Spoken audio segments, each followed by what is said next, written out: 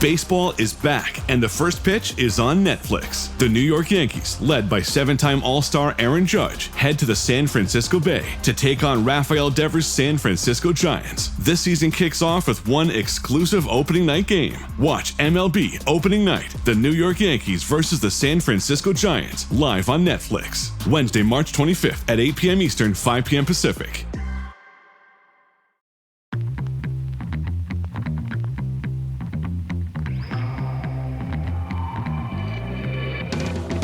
Welcome to the 1905 podcast. Each week, Joe and I bring you our unfiltered takes on the highs, the lows, and everything in between, following the blues from Gate 13 of the Matthew Harding Stand. Let's hit the notes. Oh dear, oh very dear. The final whistle at the Hill Dickinson Stadium is Everton 3, Chelsea 0, and I've got to say, I've said a few times, that's an all-timer for a Chelsea performance.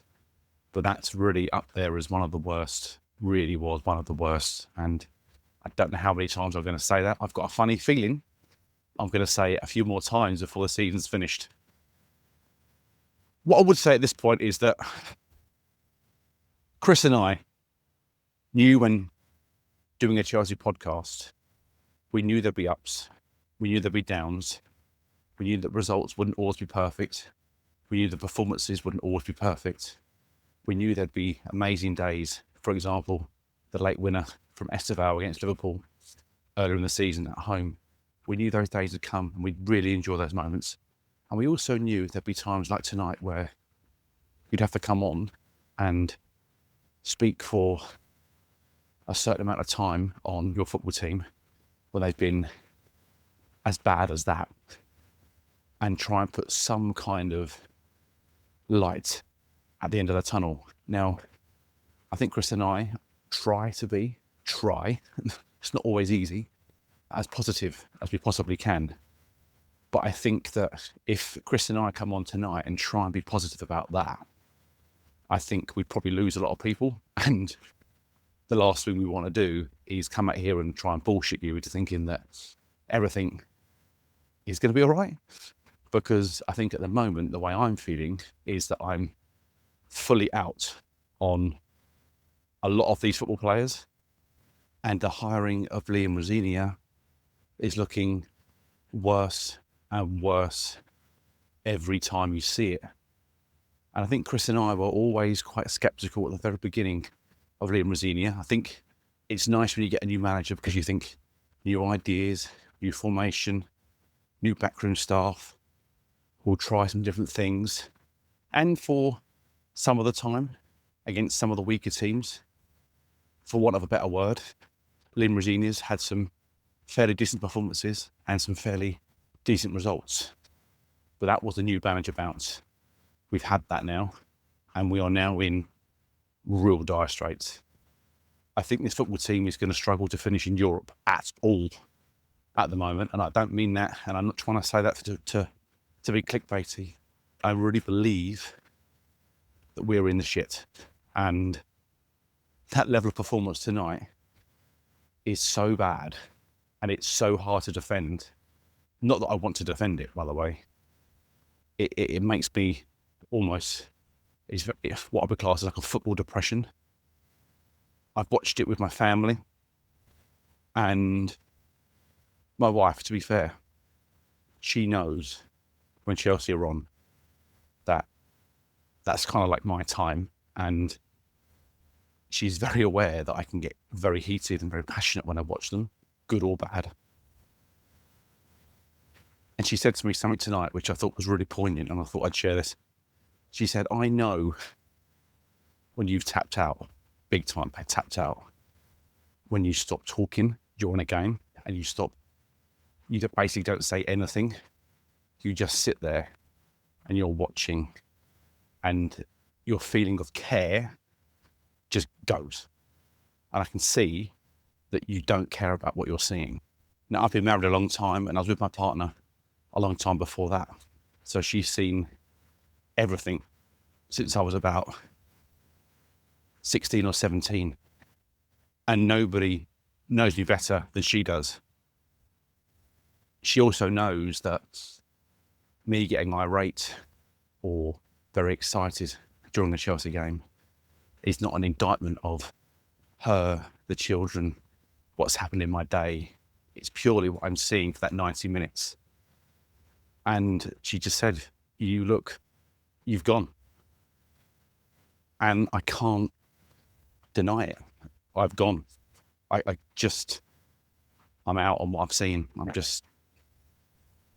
I can't come on here and say that Liam Rosini is going to turn this around. I can't come on here and say that these players are going to turn this around. I think that every Chelsea supporter tonight will have their own opinions on the manager and the ownership and the players. Chris and I, and some very intelligent Chelsea podcasts that are out there, some less intelligent ones, have been saying for a long time about this squad and what needs to happen. And nothing is ever done about it. And the scary thing is, you still don't know next season if something's going to be done about it. Because the ownership have banked on Chelsea qualifying for Europe. And not just European football, but the Champions League. And I don't think they're going to get that. I don't think Chelsea are going to finish in Europe whatsoever. I really don't. And when you have to come on and say the word Rob Sanchez, the words Wesley Fofana, the words Tosin, Badiashile, and we repeat ourselves almost on a weekly basis, there is no helping us. We have a goalkeeper who is as bad with his feet as my mum is. My mum is 70-odd, and she can barely get around the kitchen, let alone play a game of football. And I reckon she's about as good as Rob Sanchez with the ball at his feet. Wesley Fofana looks like a player on the verge of tears every time he plays at the moment. And injury has done him. He's finished as a football player in the Premier League at the highest level. He can play probably mid-table, lower end. He's not now Premier League standard, high Premier League standard. So you've got no options at the back. You have zero options. You've got Trev Chalobah, who I think is a good player, not world-class or not top elite player, a good player who's now injured. You've got Wesley Fofana, who can't defend for Toffee. He can't play out from the back for Toffee. The pass he played in the first 5 minutes into, oh goodness me, who is it now? Is it Enzo Fernandez? Forgive me because I can't remember the midfield player, but he plays a ball into someone. It's so short. The Everton player's already running before he's even kicked it. And we give away possession in the edge of our box. Rob Sanchez, yet again, gives away possession. I say gives away possession. He got that ball in his penalty area and he knocked it out of his feet, bad touch. Never got onto it, was slow to get onto it. Beto decided to go, oh, do you know what, I might get that. Goes near him, almost pushes him out of the way. They both fall over. Sanchez gets a lucky break. And from having the ball at your feet, just outside the 6-yard box in your own box, we nearly conceded a goal from zero pressure yet again. So that was twice in the first 10 minutes. The first 20 minutes that Chelsea played today were I mean, they're just laughing. You're just laughing at it because I said last week about why do we keep doing it to ourselves? Why do we keep playing to the theories and the ideologies of everybody else? Play your way. We're almost at the stage now where we have to just kind of play any way we can to get 3 points. This isn't working. This season is not working for us. We're not going to get out of this in any good way, fashion. It's not going to happen. Trying to play tippy-tappy football on the edge of our box with players who cannot play that sort of football against the best players, and you can't really class Beto as a high-quality player, by the way. He's done well tonight. We've made him look like prime R9. Quite frankly, this is what you've got to remember. We're playing against Beto. I'm not knocking him. He's had a good game. But he's not great. Let's be fair. And our defenders have not dealt with him whatsoever. Dewsbury Hall has had an excellent match. Do you know why? Because he's got a grown-up manager telling him, grown-up things, doing the basics really, really well. Don't overcomplicate stuff. Keep it simple. Do the things you're good at, and you'll do quite well for this football club. And Gisby Hall had an excellent game tonight. Garner, again, good young player. Got his England call up this week. Great delivery from free kicks and set pieces. Played some lovely passes through the Chelsea back line all night long. But again, keeps it nice and simple. Doesn't overcomplicate stuff. They don't play with a quirky formation and players dropping into pockets and false backs coming up and ball playing goalkeepers and all this terminology bullshit. They just play a solid formation with solid players, get people in the right areas and work bloody hard for each other. This Chelsea team, they don't really work hard for each other anymore. I think they've lost faith. I think they've lost faith in everything that's been told of them. They've had too many managers. Everyone's got a slight difference of opinion on where people should play, where they shouldn't play, and all the rest of it. This is the trouble when you hire managers like Liam Rosenior, is that he's probably got very good ideas. He's probably got a good knowledge of the game. He's probably got every coaching badge there ever been. And yet, he's probably scratching his head going, the book says, if I put him on and we do this, then we should win, right? The facts are, without experience and a high level of knowledge at the highest level, your value is zero. And I'm not going to come on and hate Liam Rosenior because it isn't his fault he's been put in this position. I think he tries to talk a good game. I think he's trying to talk Chelsea up. He's trying to talk the team up to sort of, I think, make the fans feel better in some weird way. He's trying to do his best for the club. I really do believe that. But he's out of his depth, completely out of his depth. And all the talk tonight will be, is this his last game for Chelsea? I don't think Chelsea's sacking. I don't. I really don't. I think that we're at the point now where the question might have to be asked. But if you do sack Liam Rosenior, what do you do? I mean, is it Callum McFarlane to the end of the season? Does he even want the job? We're frankly a laughing stock. I don't know how any Chelsea fan can really applaud that tonight. Don't get me wrong. People have gone up to Everton to watch the away game. Most of the fans have disappeared. They have completely and utterly gone. Finished, gone out the ground. They've gone way before the third goal went in. And then the third goal went in, and it really was an exodus. And this isn't Chelsea. This is the thing. This isn't Chelsea. Any young fan who listens, or any young fan that has been watching Chelsea for maybe 5 or 6 seasons, I can assure you this isn't what Chelsea is about. Chelsea will stay and support their team until the absolute bitter end. But I can assure you the promises and the false promises that these owners have given people for the last 4 years has come to a head. And I think there needs to be a huge amount of explaining to do. We are now in a position where I think that if you lose the fans, which I think they've lost them to a certain degree, getting them back on side is going to be a huge task. And I don't blame anybody for feeling the way they feel and feeling so dejected and despondent, and the club not feeling like it's theirs anymore. Charging people £78 to watch Chelsea at home in the second leg of the Champions League when you're 5-2 down is borderline an absolute fucking disgrace. When the owners came in, they promised this, they promised that, they said they'd be transparent. They want the club to be run a lot better than it was under Rome, and we're going to be a winning team. Again, we'll get back to those standards, but we're going to do it in a different way.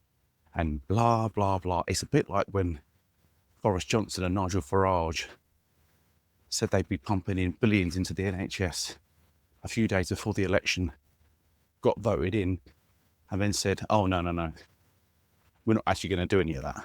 So, sorry, there's no money for the NHS at all. So, surprise. And this feels a bit like that to me, where they said all this stuff, that they were going to be better, and they're going to make sure that the new stadium's built, and we're going to get this lovely new sponsor, and we're going to have a team that we're going to be proud of and world-class managers, and we won't sack anybody. That's not the way we want to do it. Yet they've sacked team managers in a 3 or 4 year period. A narrative is sort of developing that you can't really trust what they're going to say. The only thing you could argue is they have invested money in the team, but it's the recruitment that has been borderline a disgrace at times. Yes, they've signed some good players. I can't deny that. I'm not going to go through the ones they are, but they have signed triple the amount of players who have been completely and utterly useless, paid them massive money and put them on long, long contracts. And we are going to be stuck with them for quite a long time, unless some other stupid idiot owner comes in and wants to pay them an amount of money that is acceptable to us to move them on. But the way you're playing, who's going to touch Garnacho? Who's going to come in for Garnacho and say, I tell you what, I've got £50 million here for Garnacho. Do you want it? Of course they're not. Wouldn't give you 20 million for him. You wouldn't get 20 million for most of our players. And don't even start me on the back line, because when you think about it, Rob Sanchez and Fofana, who were an absolute disgrace tonight, cost us a combined 95 million English pounds. Yeah. Bloody hell. I think it's worse than I thought, actually. It's not quite what I had in mind. I defend Chelsea all the time. Your football team is everything to you. They've become like a child, don't they? They are. I've got 2 children. They're like a third kid to me. You sort of protect them at all costs, but people slag them off. You go, well, yeah, but, look at this and look at that. And but when people speak to me about Chelsea now, I don't really know what to say, because I think they all think they know better than we do. We all know the problems. I think we all know the solution, but we also know that the club won't do it. So, for example, we could say tomorrow, let's have Carlo Ancelotti back. He ain't coming back to Chelsea. The ownership would call him a dinosaur. Like, he wouldn't be welcome back. He's too old for us. We want some young, up-and-coming guy who knows nothing. Loves spreadsheets and shit. Like, we want that guy. They don't want someone who just chain smokes a few fags and says, right, I've won a few Champions Leagues and a few league titles in my time. I haven't really got a plan, but I want that player, that player, that player. We're going to go on the training field, we'll work on a few things, and it'll all come together. How does that happen? Just got experience, mate. I just know how to do it. Yeah, but you haven't got any notepads and pens and stuff. No, I don't need them. It's sort of up there. There's a great line in Ocean's 11, the film, where they do the robbery heist, and one of the guys says, you're analog players in a digital world. You can just imagine Carlo Ancelotti walking down the corridors of Chelsea Football Club, and he says to the ownership, guys, I'm free, I'm available, do you want me? And they go, sorry mate, you're not for us, you're too old. I wonder if they run their businesses like this, Clear Lake and stuff. They go, these really experienced guys who make loads of money for us. No. I want the guy fresh out of college, never sold a house, never sold a condo in his life. I want that guy. That guy there who's never done a thing, never had a day's work. I want him in my company to build my portfolio. Cannot believe for 1 second they run their businesses like this. It's lunacy. Oh dear. I haven't touched on the game at all. I think if Chris is okay with that, I'll speak to him in a minute. I'll see if he would like to go through some of the game perhaps and dissect some of it. I'm sure he has his own feelings, and I'm sure they're quite similar to mine. But I think what Chris and I don't want to do is come on here and be a couple of moany old bastards, because we're not like that. That's not our personality at all.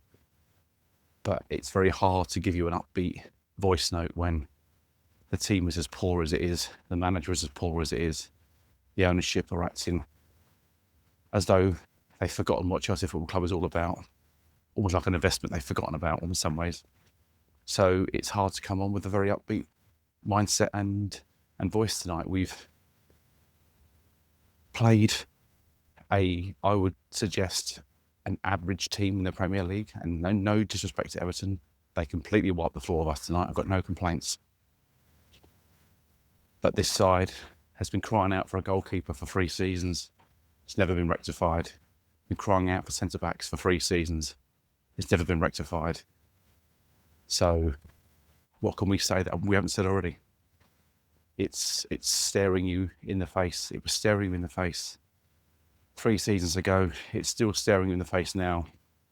I think Arsenal went through a stage of this, just very, very quickly. Arsenal went through a stage of this when people would say to them, you're all too small. You've got little players, no physicality, no one in there to rough people up. And they kept buying small players, and Arsenal fans would get more and more and more irate. They go, well, why do you buy him for? When we go to the teams like Everton and Bolton and Chelsea, they've got big people, they push us around. Now we are the complete inverse of Arsenal. We've gone that way. We've gone small, diminutive, technical players, but there's no one in the side who is a big physical presence, who dominates the air, dominates the ball. Thiago Silva wasn't a big guy, massive, but he was just a bit like John Terry, knew where to position himself within the back four, knew when to come, knew when to stay, knew when to go and win the ball, knew when to kind of be cautious. And also, he would lead the team. Didn't speak a word of English pretty much, but he led that back four. Incredible, really. And yeah, we have become that. We've become the small little people that get pushed around. We looked like tonight that a team full of just real dummies, really. We looked totally lost. Second half performance was atrocious. The first 20 minutes was probably the worst 20 minutes you'll see for a long time in any Premier League team. I defy anybody to give a worse 20 minutes than that. But yeah, it's bad. It's not good. It's a shame, because at the moment we're in dire straits, and yeah, some games coming up that you just can't see us overturning, can you? But I'll be back tomorrow with a clearer mind, hopefully a bit more positive, but quite frankly, I very much doubt it. Chris, over to you, mate. Hopefully you can pick the bones out of the game a little bit and dissect 1 or 2 players that need massively carving up, because that was fucking horrendous. Yes, hello. It is Sunday as I record this. I have, to be honest, given myself quite a while to kind of digest everything before I recorded this, to try and stay calm and give you my balanced thoughts on what is going on at Chelsea right now. It is bad, isn't it? Let's face it. I've actually thought quite a few times since we've started the podcast, Joe and I, it's been going, we're coming up to the end of our 2nd season now. And I've often thought, it's quite lucky that we weren't doing this for the Graham Potter, Frank kind of season, because by the end of that season, it was so dire, wasn't it? It was an absolute mess. And I always thought, I don't know what I would have said week on week in that time. We're not getting far off it at this point. It feels, as Joe said, that it could end up going that way. We've seen it before, haven't we? And it does feel a little bit like crisis and turmoil. But I'll get into that a bit later. I'll talk a little bit about the game. I won't go into too much, to be honest, because frankly, I don't really want to. It was dire. I mean, let's go through a few of the details. It's the 8th game in a row that Chelsea have conceded first. 8 games in a row, and probably the worst team to do it against in Everton under David Moyes. It meant that they could play absolutely the way they wanted to, sitting deep, playing on the counter, and full credit to them, they did it brilliantly and were thoroughly deserving of the victory, and it could have been worse. It really could have been worse. 3-0 almost flattered us, to be honest. Let me talk through the goals, and there's a couple of people who come out battling pretty much all of them. First goal, Wesley Fofana, really flat-footed, really square on, ball goes through. It's kind of the story of Fofana, isn't it? His legs have gone. There's no question. We've said it a few times. Let's just face it. His legs have gone. He's not the player that Chelsea bought from Leicester. One of the signings that I actually feel a little bit sorry for the club on. I don't think it was the wrong idea. You try and get an elite player. I think he had that level of potential. He was in the France squad. I always remember Gary Lineker saying very publicly that Chelsea had got an absolute gem in Fofana. He had injury problems. He'd had a couple of bad injuries before Chelsea bought him. They even went to the lengths of sending him, I remember, to the US for a specialist medical. But injuries happen. You can't predict them. And his injuries have done him. His legs have gone. But Fofana was too slow. And Sanchez did what is one of my real pet hates for goalkeepers, which was coming out so quickly to make it easy for him. And all he had to do, there was a great finish, but he had to just get it past Sanchez then into the empty net.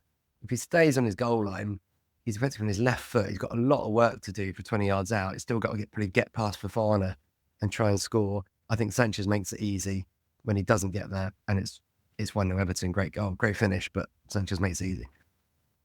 Second goal, Andre Santos, not long on the pitch, poor pass.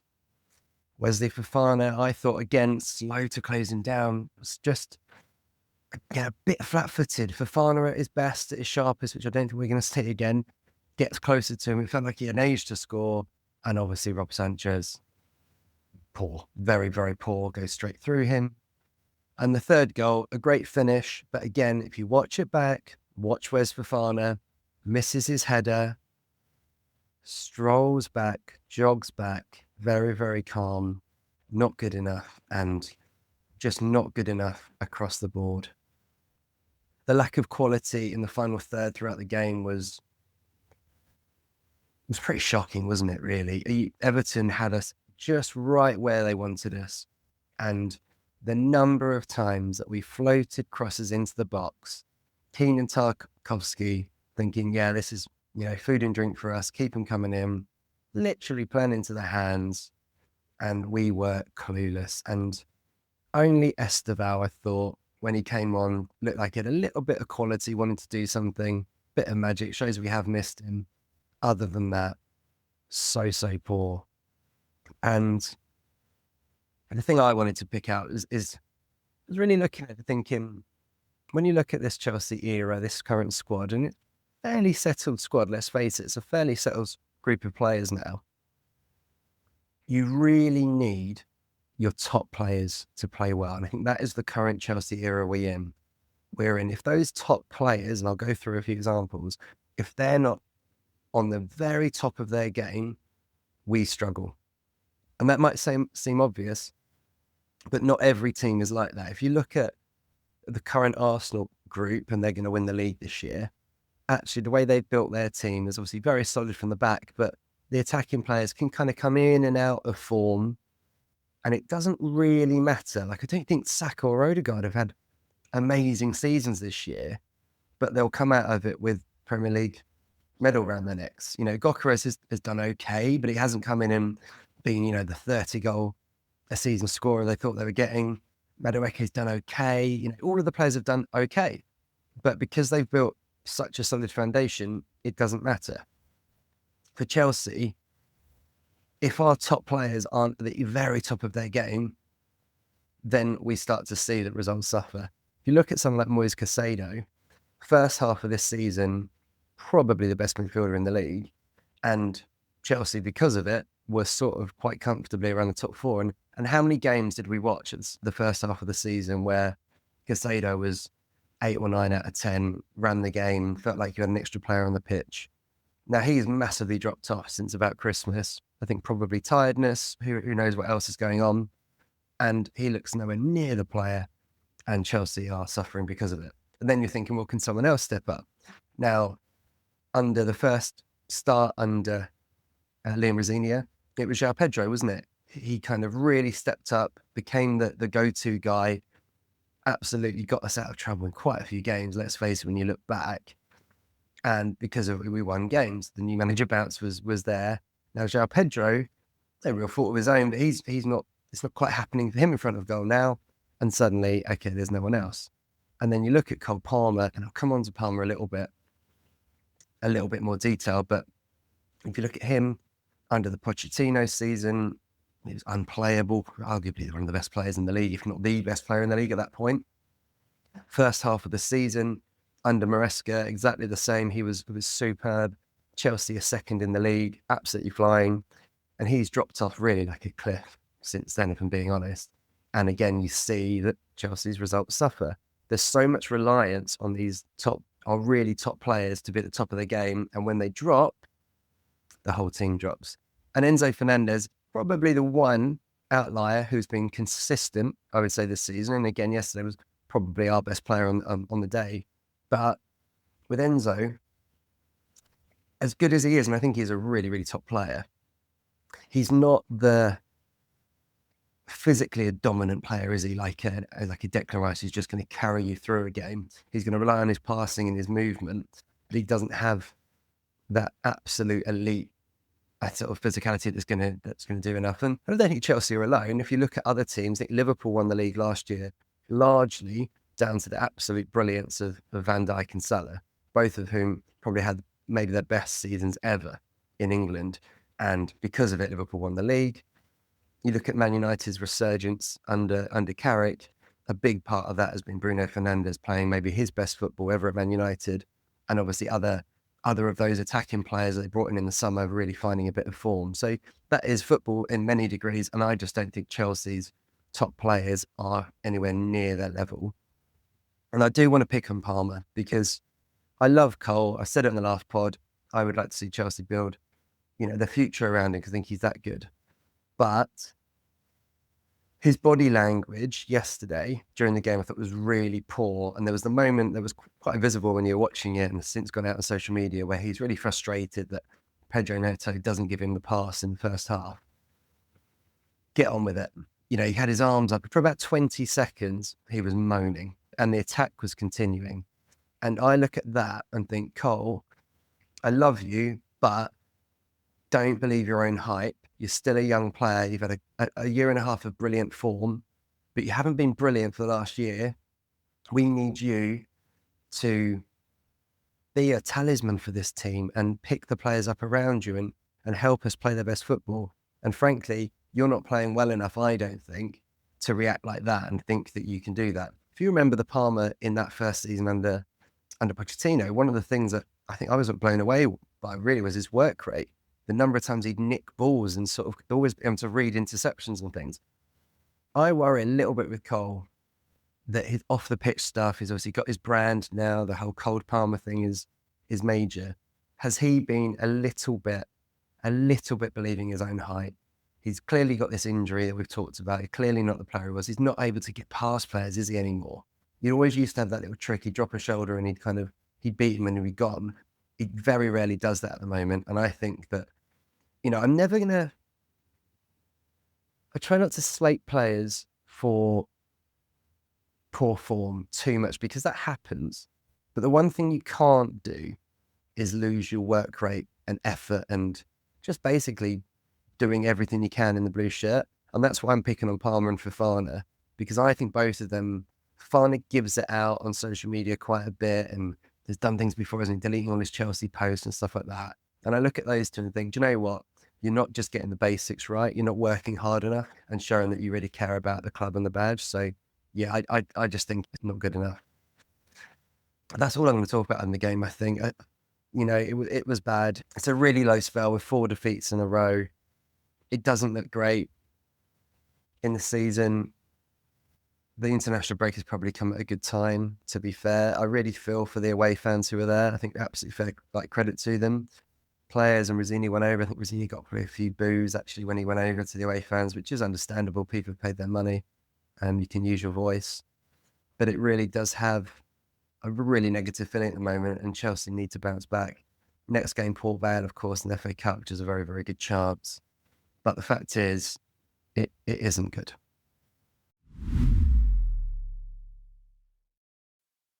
This episode is brought to you by Indeed. Stop waiting around for the perfect candidate. Instead, use Indeed sponsored jobs to find the right people with the right skills fast. It's a simple way to make sure your listing is the first candidates see. According to Indeed data, sponsored jobs have 4 times more applicants than non-sponsored jobs. So go build your dream team today with Indeed. Get a $75 sponsored job credit at Indeed.com/podcast. Terms and conditions apply. You know you need fiber for a healthy gut, but do you actually know how to get it? Quaker's been serving up fiber since 1877, with over 100 great-tasting, good source of fiber options to choose from. Whether you like old-fashioned oats, instant oatmeal, granola, or oatmeal squares, Quaker makes it delicious. So good. Get your fiber with Quaker.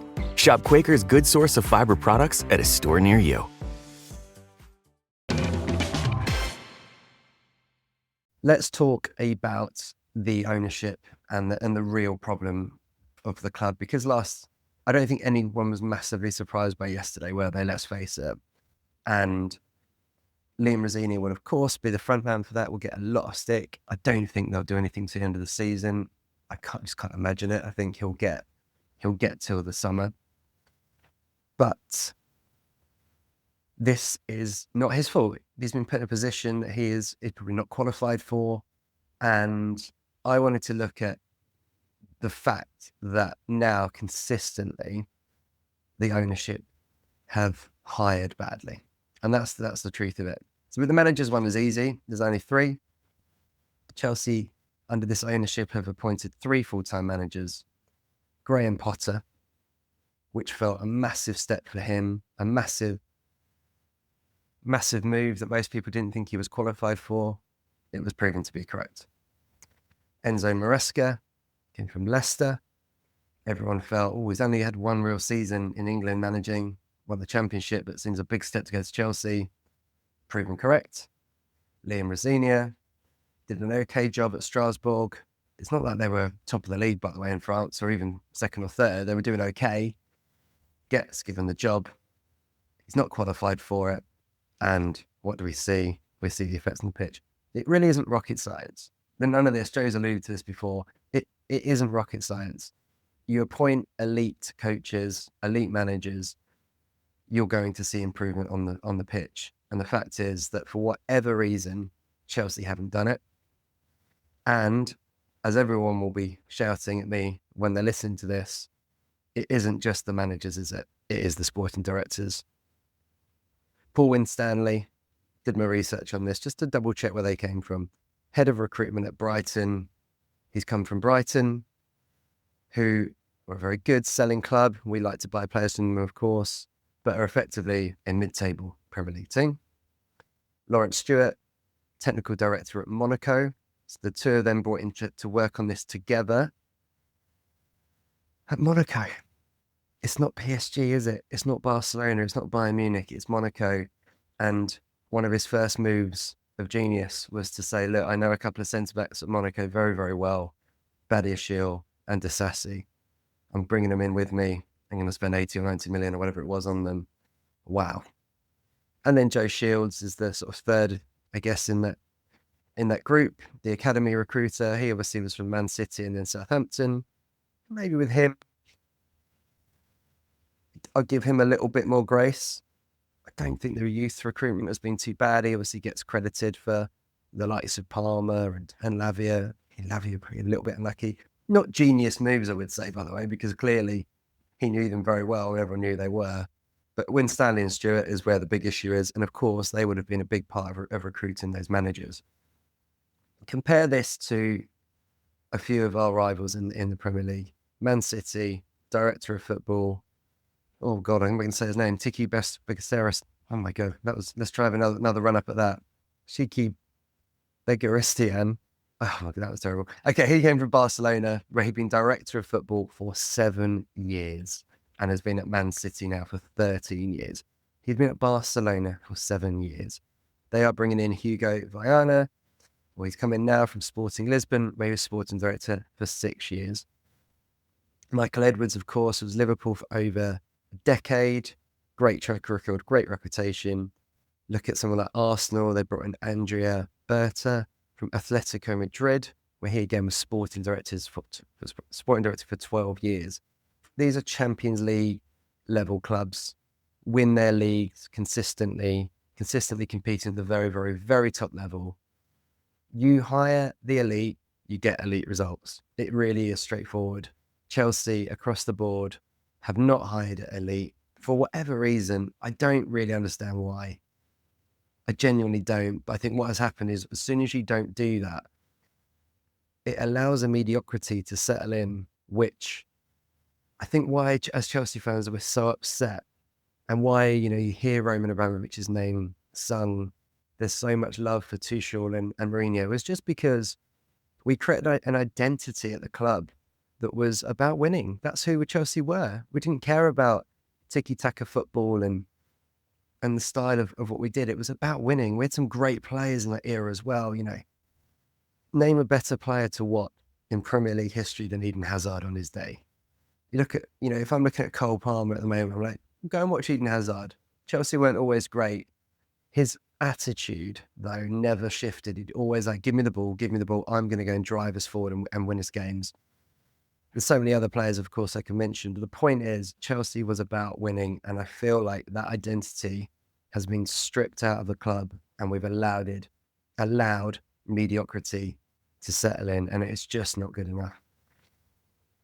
These guys at the top, the sporting directors, sign new contracts in the summer to 2031. 2031. So if nothing changes, there's another 5 years of this. Until you change it there, I don't think the manager part matters, really. I think the first thing is the owners need to realise that they had a go. They tried something different. I don't mind that. I never minded that. Let's experiment. Let's try and be brave and do something different to everyone else. It hasn't worked. Be big enough to realise that. Let's go out and fix it. Let's bring in one sporting director, not two. Someone who's got elite experience. The great thing for Chelsea is we're still one of the top 10 clubs in the world. We're still playing the biggest league in the world, in the best city in the world. You still will be able to attract, if you pay the money, the elite people. You still will. I know it doesn't feel like that at the moment. We all feel a bit down. But the truth is, Chelsea is still a Chelsea Football Club. We are an amazing organisation. Go and get one elite sporting director and then give him the remit to go and get an elite manager. And I'm not even going to throw names out there. I'm just going to say that is the brief. And that is what we have to do. There's so much more I could talk about. I could talk about the fact that we have 3 clean sheets in 20 games under Liam Rosenior. And those 3 clean sheets, by the way, are against Hull, Paphos and Brentford. I could talk about the fact that Liam Rosenior himself doesn't always help himself with some of the things he's saying, some of the ways he's behaving. But you know what? I actually just feel a bit sorry for him. That's how I feel. I think I actually quite like him. And he's a bit of a meme. But I feel like he had to take the job, didn't he? He couldn't refuse it. Why wouldn't you? The worst thing is he gets a huge payday at the end of this, and he has had an experience, and he's not going to be the last manager to fail at Chelsea under this ownership. And I think, as Joe said, I think his heart is in it, the right place. He's trying to do everything he can to win games. But this group of players, we've got young players, they need something different, and he's not able to do it. And I actually just feel a little bit sorry for him, to be honest. It's a dark day. It feels like a dark spell for Chelsea. I'll hand back to Joe. But yeah, as Joe said, we can't sugarcoat it. We've got to tell you how it is, and it is not great. Good evening. It's Sunday night as I record. The sun has gone down, it's dusky, and I'm having a nice stroll. It's very, very pleasant weather. I have to say, I feel as calm and at peace as I have done all weekend. We had a nice morning with my son's football team. We were at the driving range all together, having fun, enjoying it. Watching the kids play was something brilliant to watch, and watch them all muck in and do something that not all of them have done before. So it was nice to teach some of them and have a bit of fun along the way. Naturally, conversations will arise about, Joe, what's up with Chelsea? What's going on there? And those that didn't want to bring it up altogether because they probably thought my head would explode. But yeah, I think it's the natural conversation. I think people are just stunned. I genuinely, think that people are stunned at how bad we are. I think they're looking at us and going, what the bloody hell has happened. I think you can look at a result in isolation, like Everton 3, Chelsea 0, and say, well, your record at Goodison Park is never great, is it? But, you know, you always show fight. You know, whatever happens, you fight to the end, and we might beat you, or Everton might beat you, but you never give up. I think that the most shocking thing about people watching Chelsea yesterday is that I think even neutrals felt like we gave up. And we did. There's absolutely no question that the team folded. Liam Rosenior can say whatever he likes, and he can try and fudge press conferences and say things like, which is going to naturally say that it's a great time for an international break. We can rest and recoup and reset. But let's be fair, most of these players are going to go away on international duty, which is good because they can go and play with different players and see different people and maybe go back to their homeland and just completely reset their mind and get away from Chelsea, because I think a few of them do need to do that.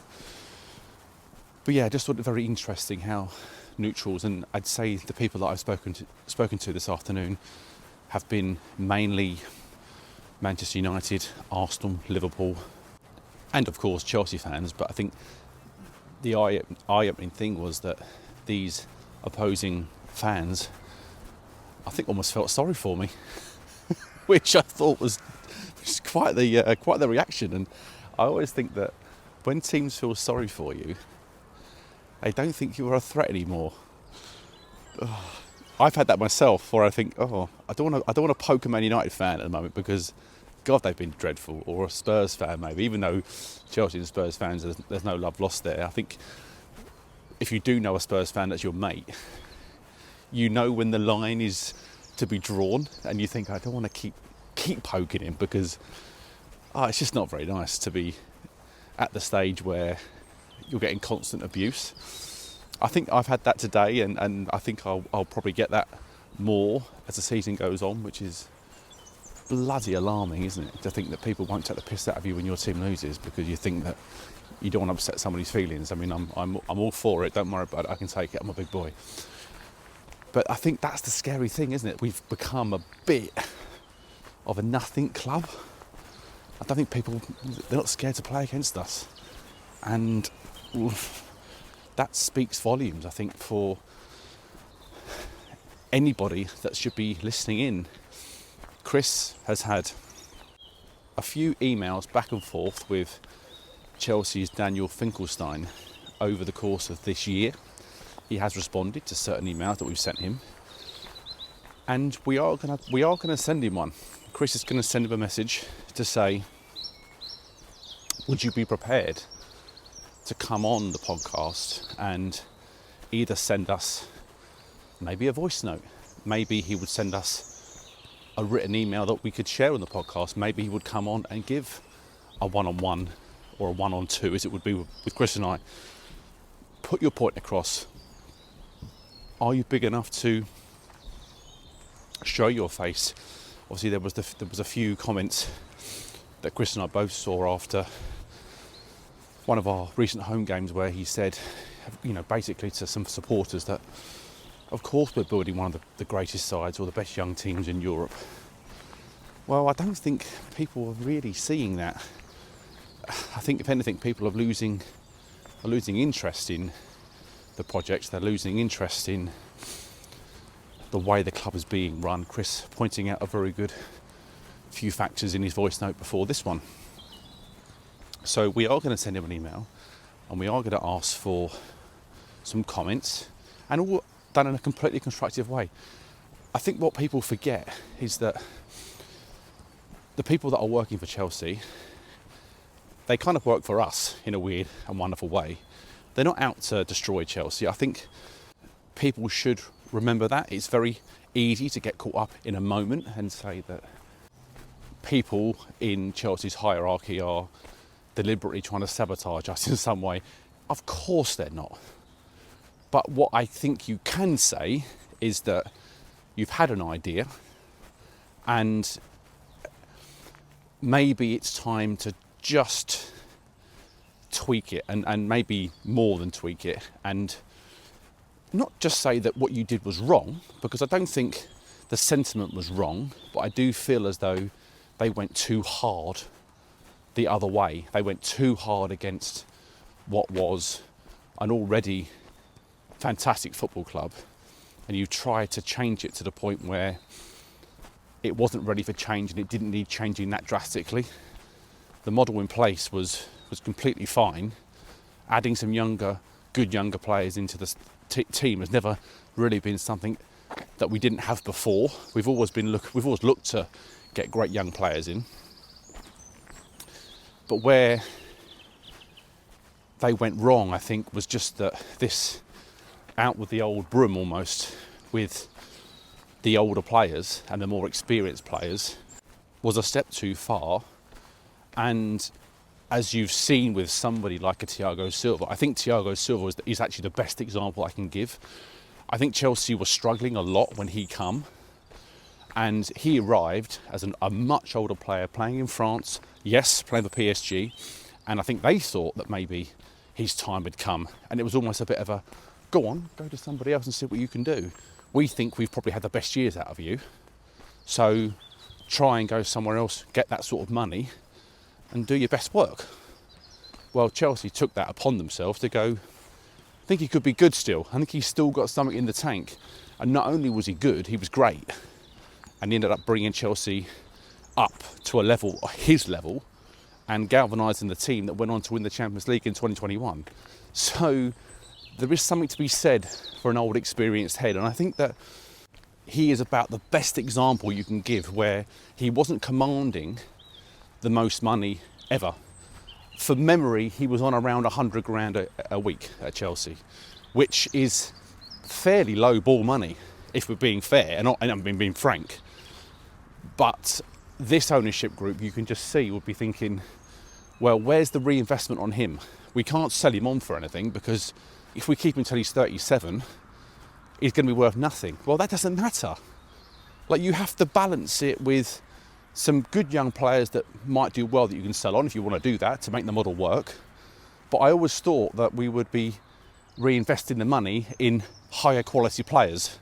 So if you can get someone who's done well for the team, for example, plays a couple of seasons and someone's willing to pay double what you paid for them, okay, brilliant. We'll now use that money to go and invest that into a player that is way more experienced, and we build the club up again to be great.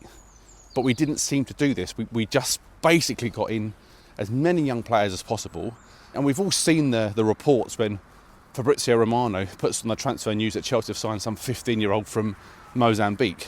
You go, I don't care. I'm not interested. And then you look at the fee and you see that it's like 18 million or something nuts, and you go, what?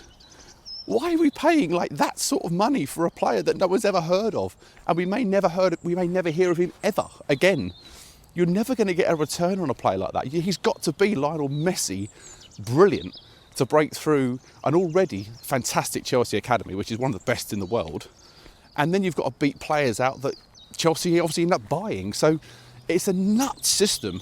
It's mad that they don't seem to think that one player. Well, to be fair, Chelsea had Olivier Giroud and they had Thiago Silva, one at the top end, one at the bottom end. And I don't think Giroud would have been earning huge money either, really extortionate wages. And these players seem to really love the club. Giroud was at Arsenal for such a long time. I honestly thought that he would be a bit of an Arsenal man. I didn't think he would ever really come and be that sort of player for Chelsea, but he was brilliant. Like, absolutely fantastic, and such a good player, such a good, loyal servant for this team. I love Olivier Giroud. And I just think that what players can learn off a player like that is just invaluable. It's just, you can't teach it. It's something you just see in training and go, bloody hell, that's good. I had players who I played with, sometimes forwards, sometimes defenders or whatever, and you see him play in training and you go, oh, Jesus Christ, that movement's incredible. Or the way he pins me. I can remember playing against a centre forward, old experienced head. We're in training one day and I get a call up to the first team area. And I'm marking him, and I think I'm quite a tall guy or whatever. This guy was probably at least 3 inches bigger than me. In height, by the way, not in the showers, but there we go. But he explained to me at corners and like indirect free kicks. And remember, this is just training, so we're doing the session, but bits and pieces throughout the session, he's just like talking to me and saying, this is what you should be doing. So I'm quite a tall guy, but he was a lot taller and he was a lot more physical than me. So he said that every time we had a corner, you're trying to go man for man. So basically that means that I'm marking him like arm in arm, essentially. He said, if they deliver a ball in that area, the right area for me, he said there is not a chance in the world. He said you could have 10 goes out of 10, you won't win one of those headers because you're trying to jump against a guy that's too big and too strong. He said what you need to do is give yourself at least maybe 2 yards of space, because that way you've got a chance of attacking the ball. He said, at my age, I don't want to basically be doing that. He said, I want the ball to come to me, to my area, and I don't really want to move for it too far. And I was like, well, that makes perfect sense, because every time they would put a ball in a certain area, I lost every single header. The laws of physics say that I can't beat a man that's 3 inches taller and probably about 3 stone heavier than me. And obviously I was a developing player, so it was great knowledge to have. Well, you need people like that in your dressing room. I'm sure Chelsea have got some fantastic coaches, I'm sure, but it's like the stuff that coaches don't tell you, or you're kind of expected just to know. And I think that we, as players sometimes, you kind of go, well, until you're playing in that actual moment and someone says to you, well, you're doing that all wrong, mate. What you've been doing for years is fine when you're playing against people at the same age as you and the same level of experience as you. But the moment someone is basically bigger and stronger, you're going to get out-muscled and out-fought. And there's not a damn thing you can do about it. So I think that having players like Thiago Silva and Olivier Giroud in your squad is such a... Well, it's a dream, really, because they're not demanding the highest wages. They still want to play football at the highest level. They still want to play Champions League football, which Chelsea were at the time. And they were just like people that wanted to... They weren't Flash Harrys. They were like brilliant players, but had a really good, classy mindset. You could tell they wanted to help the youngsters around them. And obviously Chelsea at the time, this isn't the exact time frame, but they had the transfer ban, and after that there was... Chelsea sort of had the Mason Mounts and the Tammy Abrahams and Tomori's coming through, for example. And they were the perfect people to teach because they wanted to learn. They were all sponges. And obviously these players can't go on forever, but you feel as though someone like Trev Chalobah would have really had a big upgrade. He's a good player, Trev, there's no question about it. He's a great player in some ways, but he's not elite level. But a Thiago Silva, just teaching the little things and little bits and pieces, playing alongside someone like that, will give you that extra 10% that you need for your game to improve. And I think that's where the ownership have gone badly wrong. They're seeing it from a spreadsheet. They're not seeing it from an on-field, in-play situation. And to be fair, you only had to look at Thiago Silva in the Club World Cup last summer and realise what a great player he still is. And I'm sure there was part of him that wanted to finish his career back in Brazil, so I completely respect his decision to do that. But I reckon if you said to him, give us 1 more year, in some ways we'll double your wages, we'll give you a whacking great bonus if we do well or something, he might have stayed for another season. But again, I think it was a case of, he wants to go, so that's quite easy. It's an easy one for us. Another run out the door. And I think they're just slowly starting to realise that maybe we've gone a step too far with this. I do think they know they've made a real Horlicks of it. And I think there'll be some within the ownership group that feel as though they're quite arrogant, I would think, and they think, no, this is the way, my way or the highway. But there will be those now that just go, hang on about. We've said this now for 4 years. We've said this about this player and that player and what we're building and what have you. But the results on the pitch aren't showing that. And if Chelsea end up in the Conference League, again, can you imagine? Can you imagine this Premier League? Look how bad Liverpool are. Look how bad Manchester United are, really. Look how bad Man City have been, by their own standards. Aston Villa, they're really poor. We've just beaten them 4-1. We're not a good team. But on our day, we're levels above Aston Villa, even with this squad and team. And yet, we still might finish 6th, 7th or 8th, which is, frankly, it's a disgrace when you think of it like that. it is an absolute disgrace. And if Chelsea somehow pull this out of the bag and they beat Man City, they beat Man United and they beat Liverpool, then I take my hat off to them for a fantastic end of the season. But the work and the luck they're going to need to do that, I think, is going to be just too much. And I just don't see us beating those sides. And the way we're playing at Stamford Bridge and the way it is in terms of the fans and the way that the manager's getting pelters every other week, the ownerships are getting pelters from week to week, the players now, I think there's some jeers towards some of the players as well. I think the whole melting pot is just one of confusion, destruction, and damn right pissed off fan base. And so it only leads to one thing. The moment you got a goal behind, no one's really bothered about the game. I think, well, we're going to lose this anyway. And I think that's the way everyone feels. There's no togetherness. I think the fan base, the owners, the manager, he tries his best to kind of bring people round and get people back on side with his press conferences, but in some ways, by saying some of the stuff he does, he actually alienates people even more and makes us a bit of a laughing stock, quite frankly.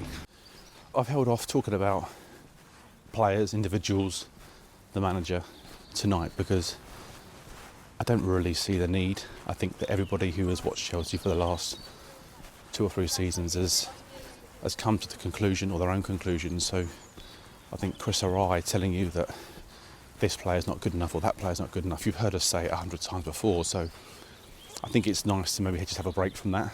And you know, we can openly criticise players yesterday.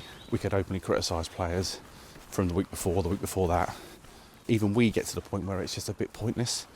And I think that even though the team won't be all together during the international break, when they come back for those remaining few days before our next home match, I think hopefully there might be a little bit of a thing in their minds where they go, right, okay, we're back to work now. We've got to kick on. I think the mindset for these last few games has been completely and utterly thrown. I think even some of the top players, I think they've been a little bit maybe stressed, fatigued, certainly. I think there's a little bit of exasperation from some that we are where we are, and I think that's you saw with the Cole Palmer reaction, which Chris mentioned earlier on. I think those frustrations are starting to come out more and more and more, and I think that them just going away from their club football at the moment and having that time to just recalculate in their own head that what Chelsea need to do to get into Europe next year or whatever has to be their biggest goal, and obviously trying to win the FA Cup is clearly something they need to do. But without question, in our next 2 home Premier League games, if we lose to Man City and we lose to Man United, that will be sayonara. There will be no coming back. This team won't recover from that. It will be finished, the season will be over. I think it's getting to the point now where you think it's over already, but there is still a chance to do something. But they are going to need to really kick on and make sure that the 2 Manchester teams don't walk away with 6 points, because if they do, then, like I said, the season really will be done.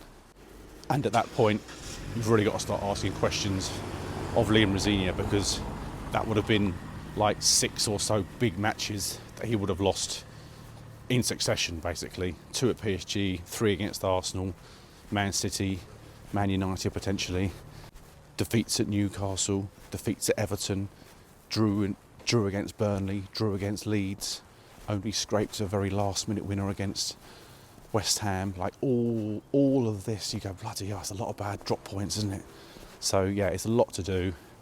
I think I'll leave Chris to finish us off tonight. And before I go, I just want to say once again a huge thank you to everybody that listens, a huge thank you to everybody that's written in emails, Instagram messages.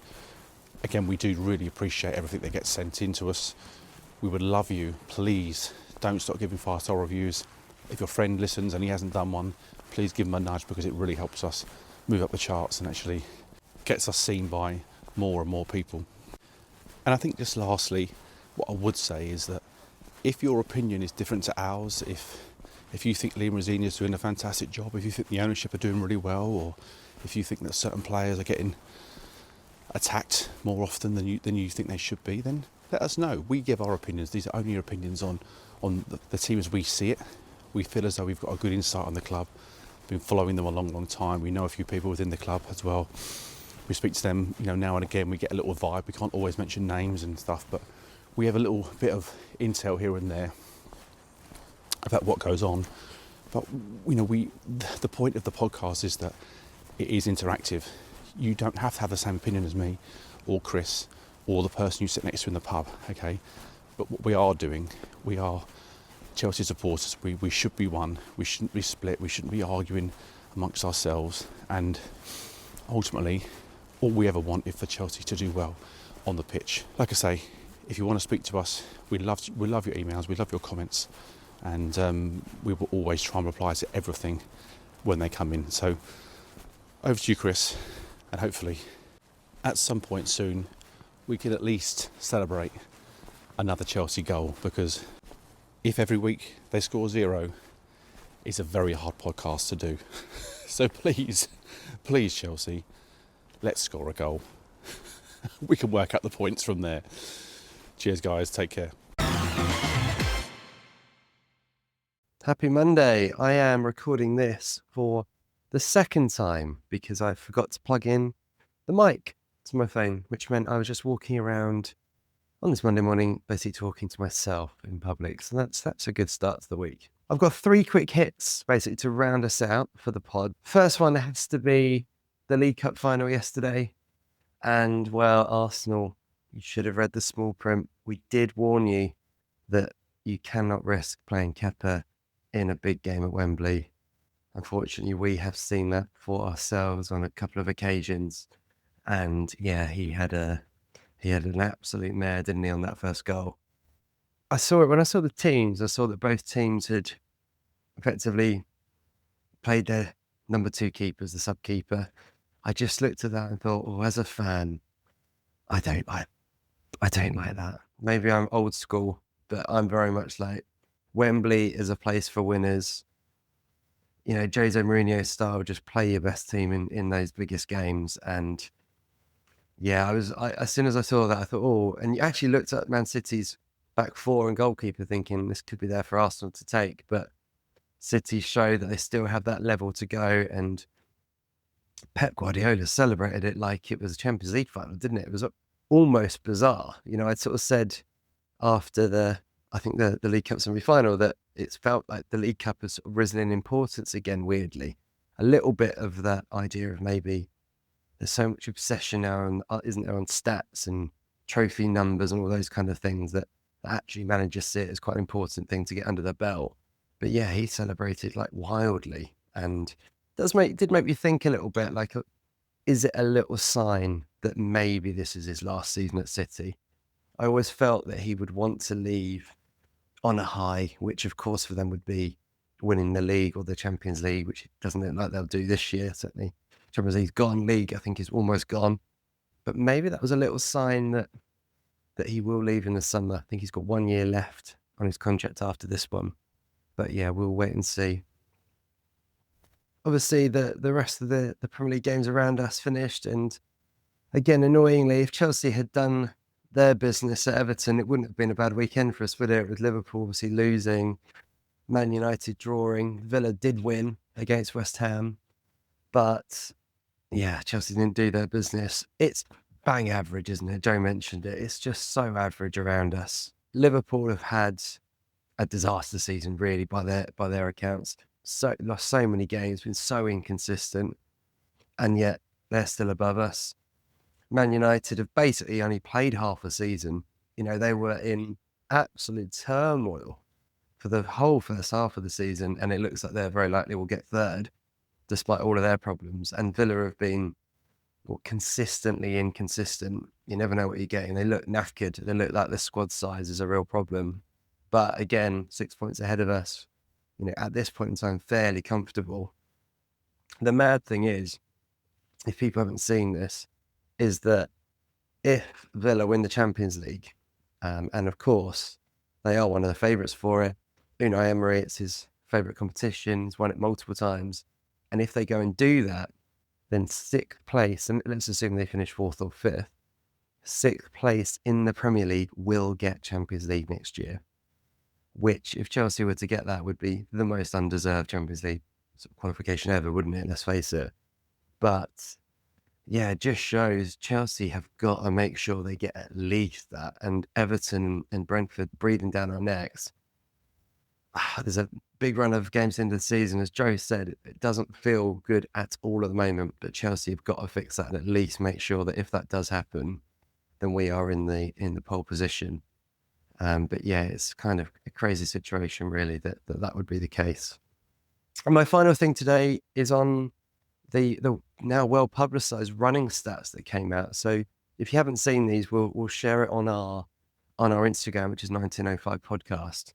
But the numbers came out after the Everton game that Everton had outrun Chelsea on the games, had covered more kilometres than Chelsea did.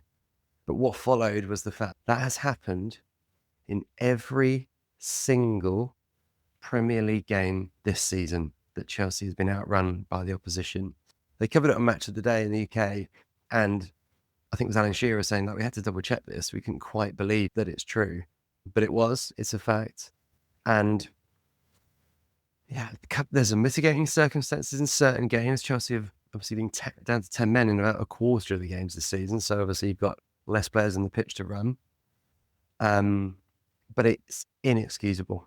It's just an inexcusable number. And when you actually consider the fact that Chelsea obviously has the youngest squad, youngest team playing out there, the one thing that we should be seeing and feeling is energy, high intensity stuff. But that is not the case. And bear in mind that some people say there are other mitigating circumstances, this style of play, possession play, etc. But when you look at the fact that Man City are right up there in terms of running numbers, then it really means there is no excuse for that. Absolutely none at all.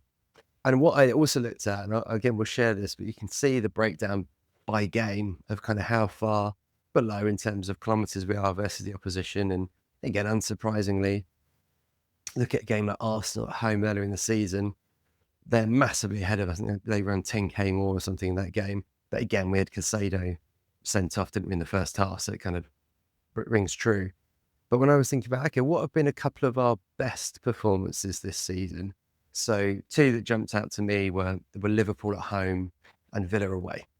And sure enough, you look at those two games, obviously we did run less than the opposition because that's the whole point of this story. But in those games, the numbers are so much tighter. I think it's basically nominal. I think it's like 0.2 kilometres run less than Liverpool in that home game. And you know, if that doesn't tell you, and more than anything, about the fact that you're sort of the minimal requirement at this level is to run and to cover your distances and put in that level of effort, then I don't know what else does. And I don't want to pick on individuals because I haven't got the data in front of me and I can only go with a feeling. I know that Enzo Fernandez is always very, very high in terms of covering ground per game, but it would be interesting to look at kind of who's letting the side down, basically. Where do we think the numbers aren't as high? And, you know, I mentioned Cole Palmer earlier.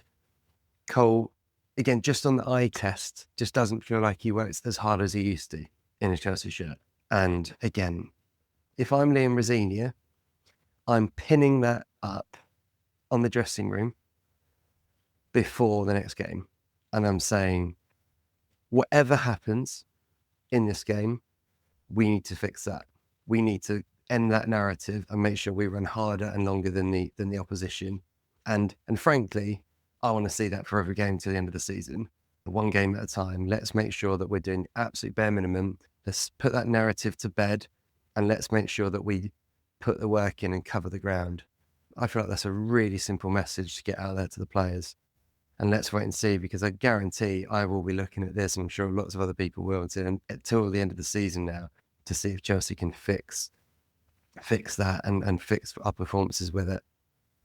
But yeah, we'll be back. We're going to have a little break over the international break. We're going to give ourselves a week off. So we'll be back on the Monday after, a week today, next weekend, after the weekend. We're going to do this thing we've been promising for ages, to do a breakdown of how the money has been spent under this ownership, where it's been good, where it's not been great, and where it's been downright bad. We're going to do that breakdown and obviously look ahead to the Port Vale game at the weekend. But yeah, have a great international break.